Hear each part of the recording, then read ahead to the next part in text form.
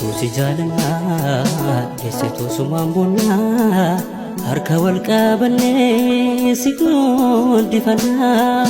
Harmitu si jaalala keessattuu sumaan boona tokkummaadhaan kaanee si guddifannaa.